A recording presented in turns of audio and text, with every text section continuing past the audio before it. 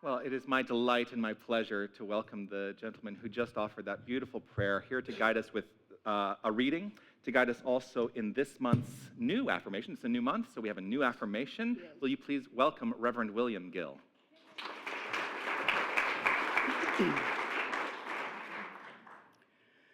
Good morning. Those who live the full life have no fear of the future. They know that tomorrow is today amplified. Tomorrow is the outpicturing of today in a new arrangement. If there is no fear of this day, then there will be no fear in another day. Present consciousness is always the future experience. The future is secure for those who are living in mental and emotional security right now. Rather than fear the future, plan the future and put into it some excitement. It all starts with present thinking. If today's thinking is not exciting, then tomorrow's experience will not be either. As a thinker thinking, you can create what you want when you want it, and this robs the future of any negative suggestion. You are free in time. Past, present, and future are controllable. The past can be cleansed, the present can be made fruitful, the future can be what you decide it shall be. All of this is possible because you are consciousness making creative decisions. That came from the book titled The Power of Decision, a step-by-step program to overcome indecision and live without failure forever, by Raymond Charles Barker.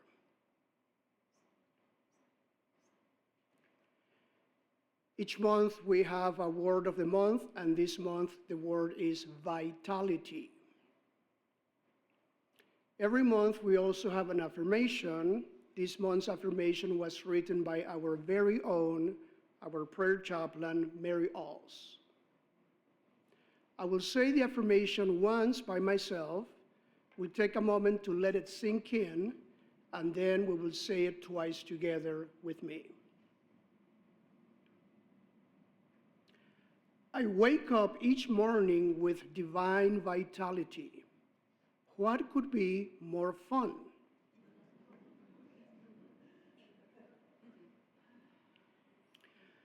Together, I wake up each morning with divine vitality. What could be more fun? Again, I wake up each morning with divine vitality.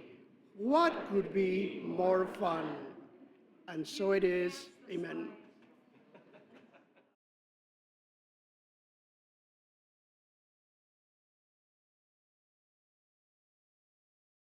It's the grace that we show to a world that needs hope. It's giving our lives, knowing they're not our own.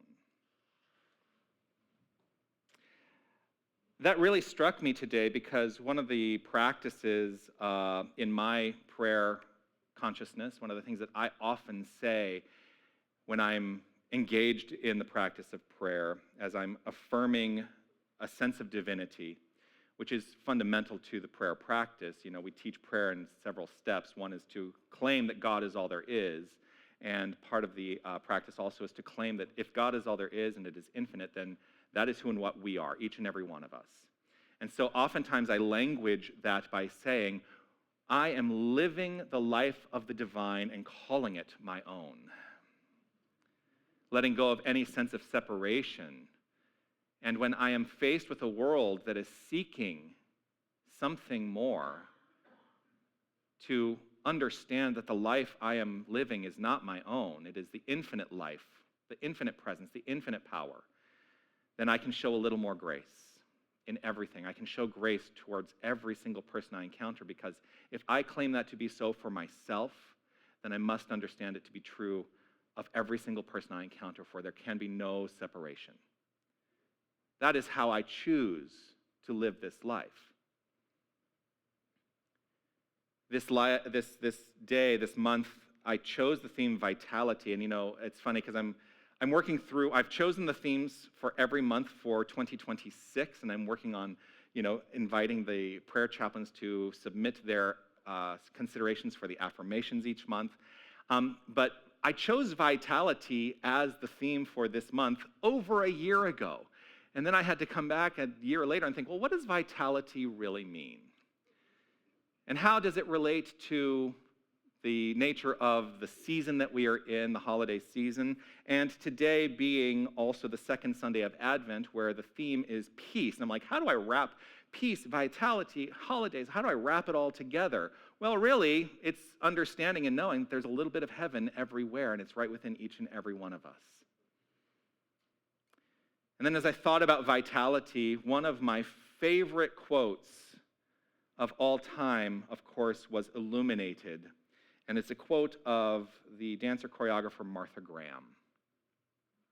And she offered this. She said, "There is a vitality, a life force, a quickening that is translated through you into action. And there is only one of you in all time. This expression is unique, and if you block it, it will never exist through any other medium and be lost."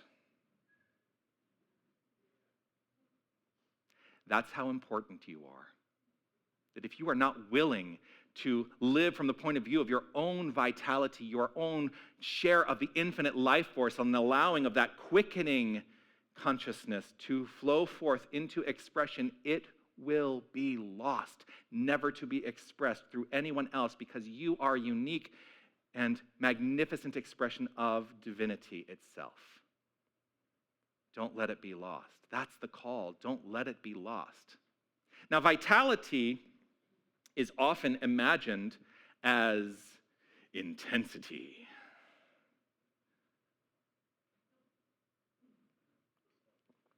I think sometimes we think of vitality as like movement, and certainly Martha Graham thinks of it as movement. I'm not going to try to dance again.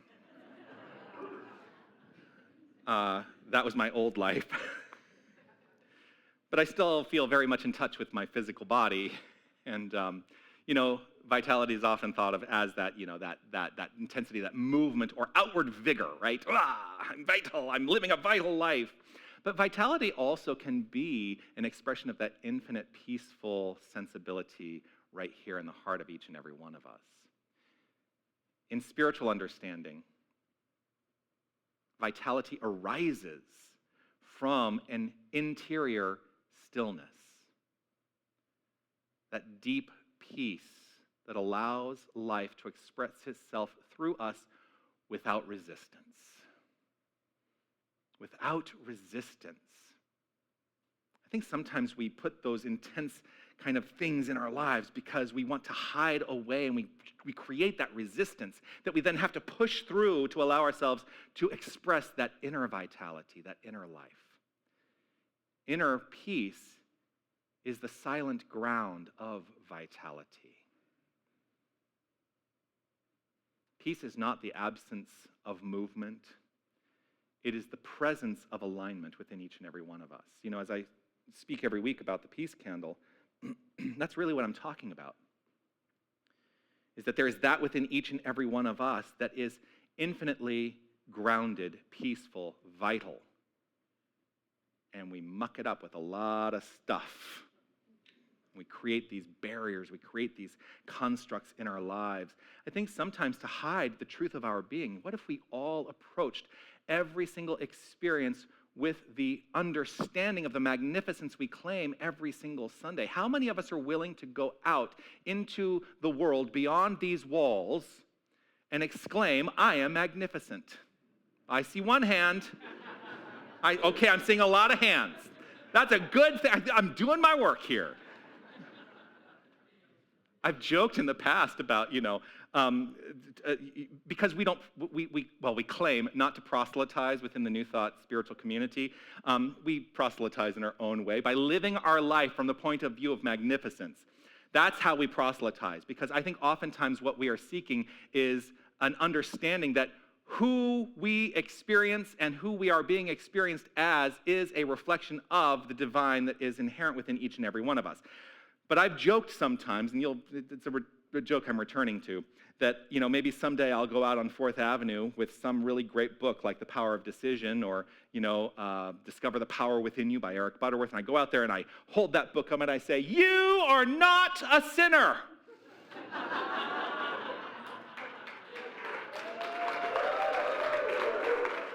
You are the infinite life force, expressing magnificently as you. Live that point of view. Share your magnificence with the world. Can you imagine a preacher on the street doing that?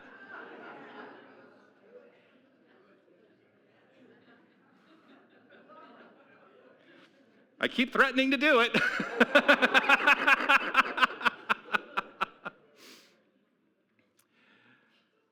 And yet, I also remind myself to allow an opportunity to come back to a centered countenance, to breathe into that vitality, that restful, peaceful inner something that perhaps can be likened to a quickening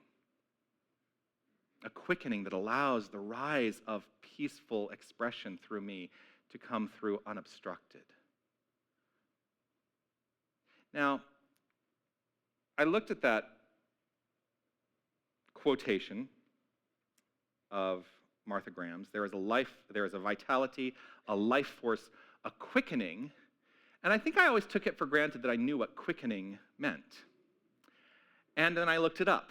I'm like, well, this is not at all what I expected. So the actual definition of quickening is the first felt motion of a fetus. It's like, oh, well, that's different than I thought it was. But then I thought about there's something within each and every one of us that is seeking to be born.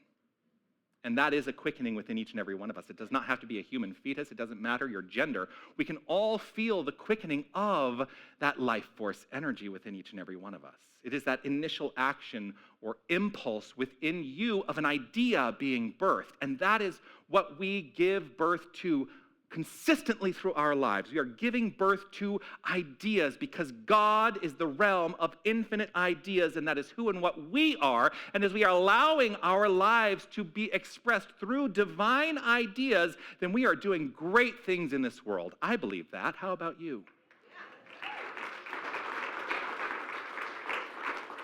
And so I ask this question. When was a time you felt energized not because of an activity that you were engaged in, but because of an inner clarity and peace? This morning. I will tell you, I feel that inner clarity and peace whenever I'm experiencing music. And that song today, it's a glorious song. Somebody was asking me who recorded that, or do you recall? It's okay if you don't recall. Because in my mind, you're the one who sings that song. But what an extraordinary song to claim that there is heaven everywhere. For me, that is an allowing of energetic expression through that inner clarity and peace in the experience of it. It may be a time, sometimes, when you just know something is right. Oh, there have been times when I've just known something is right. In that experience, you know exactly what to do. That is the point, ultimately, I think, of prayer, that impulse into action. So quickening is awakening. It's awakening to the inner something that is inviting us into magnificent expression. There have been times in my life that I can look back on in retrospect, and I'm sure that in retrospect, a lot of us can look at times in our lives and are like, oh yeah, I know exactly when I felt that. There was a time that in 2011, I was not even a minister yet, but I was visiting here, Unity of Tucson, and I walked the labyrinth at the completion of the celebration, the service that day, and there was a quickening within me because I completed my ministerial studies, but I was not yet licensed as a minister. But I walked that labyrinth, and I stood in the center of that labyrinth, and I thought, yes, there is a life force of vitality, something within me that is equal to an expression of ministry not unlike this. Who knew that 9 years later I would be invited to be the minister here at Unity of Tucson?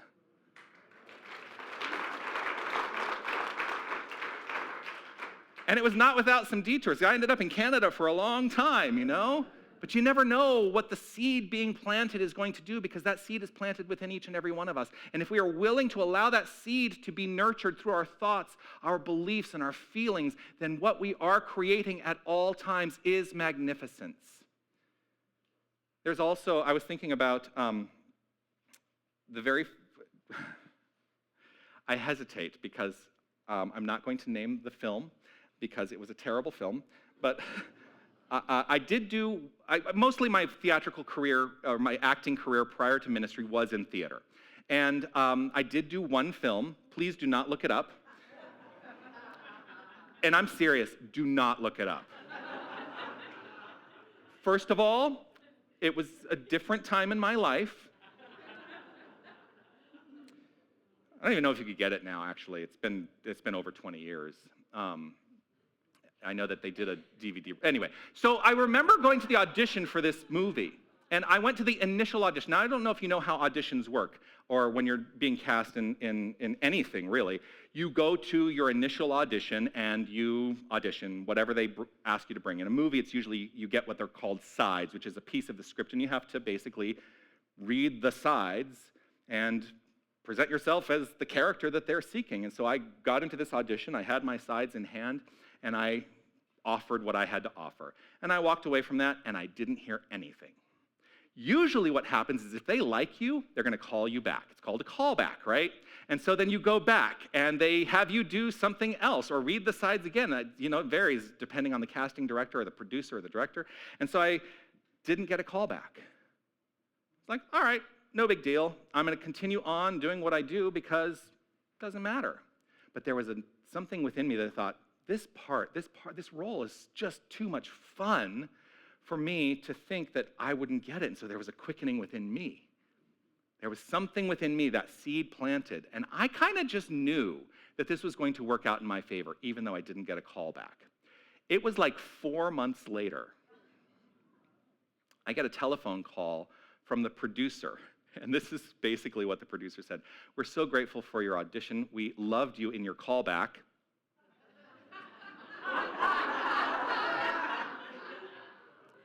And we'd like to offer you this role. And I thought, oh, I'm not going to tell them that I didn't have a callback. I will happily accept this role. I'm going to go for it. Okay, you got me now. But there was that something that knew. There was that something that knew.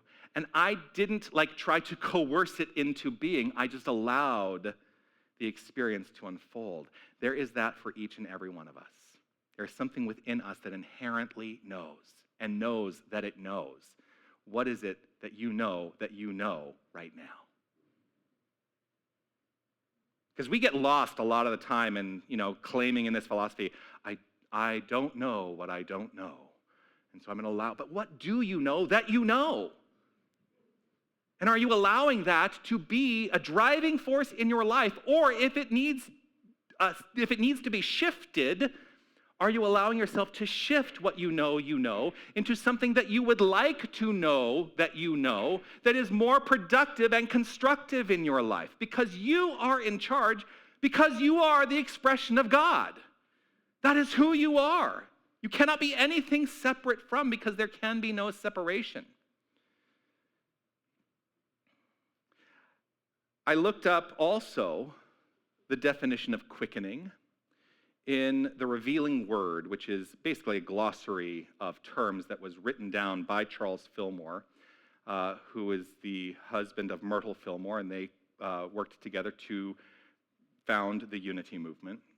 In that book, Charles Fillmore offered this. He said, spiritual quickening is a waking up of the whole person to the full consciousness of what they are in the sight of God. Spiritual quickening is a waking up of the whole person to the full consciousness of what they are in the sight of God. We exclaim that every single week when we say, remember who you are. Remember who you are. In this season of Advent meaning anticipation for something that is going to arrive, right? In this season of Advent, the anticipation of the Christ light within each and every one of us to be expressed without reservation or hesitation is what we seek. We celebrate in Advent that Christ light that symbolizes in each and every one of us that divine urge, that longing for expression. And we invite a release of anything counter to it or any idea that does not support that. We have to let down the structures and the things we've built up to block that divine light, that inner vitality, that quickening. Because if you block it, it will never exist through any other medium, and it will be lost.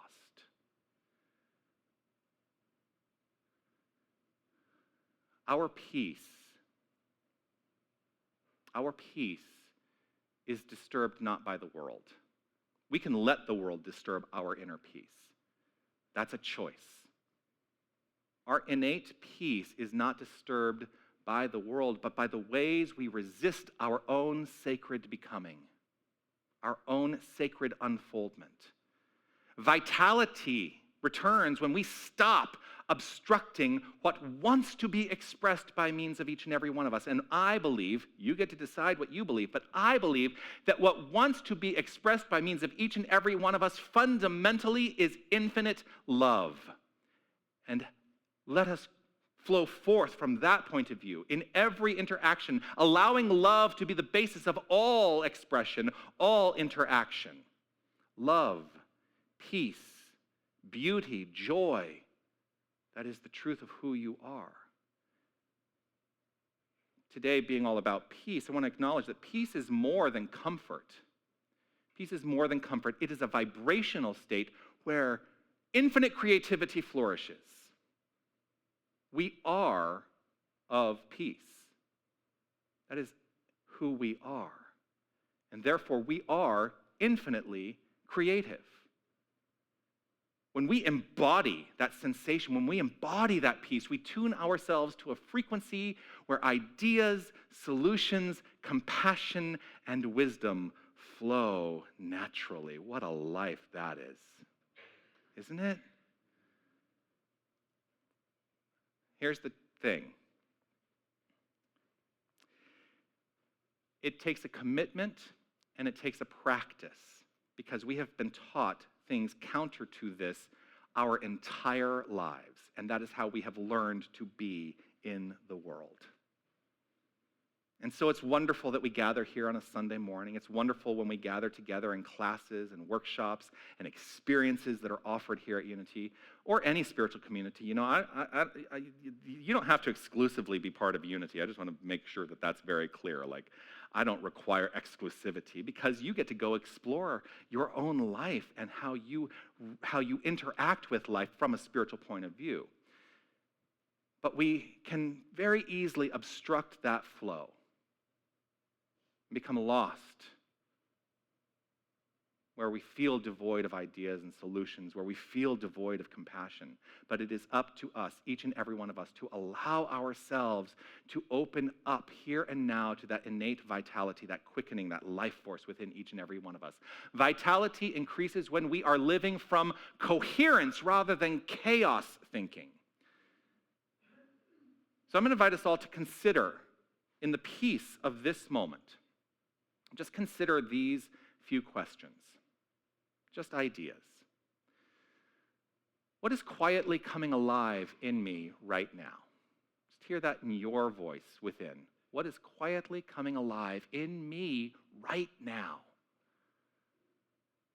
Where am I being invited to stop blocking my unique expression? Where am I being invited to stop blocking my unique expression?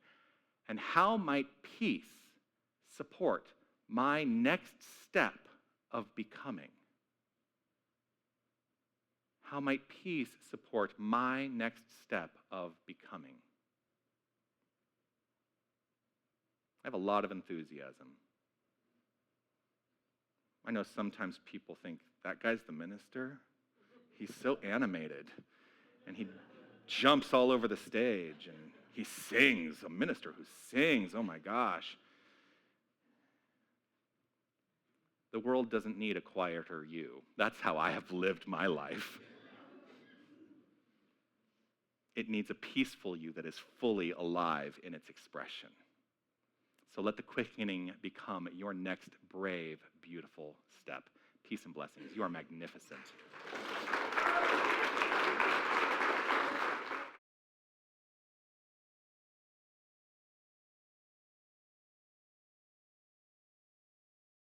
If you are new to our community, one of the things that I offer every single week is an opportunity to put into practice the lessons that have been offered, the ideas that have been offered, and we've moved through many iterations, and we finally decided to call it the life practice. And so this is the life practice opportunity that you can engage in this week. So choose one place where you've been holding back and take a clear, peaceful step forward this week.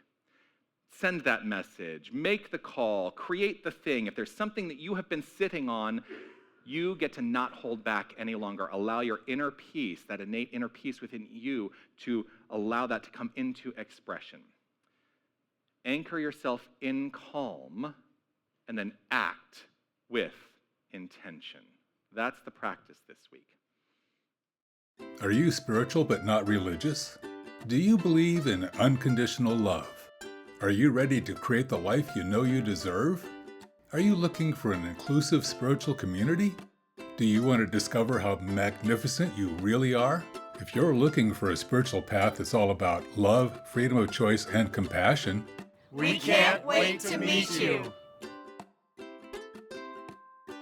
Unity of Tucson, Sundays at 9:15 a.m. Need a moment of peace or inspiration? Call the Unity of Tucson prayer line for a comforting, uplifting prayer, available 24/7. Each month, we offer a new affirmative prayer to support you on your prayer journey. Call today and let the power of prayer uplift your spirit.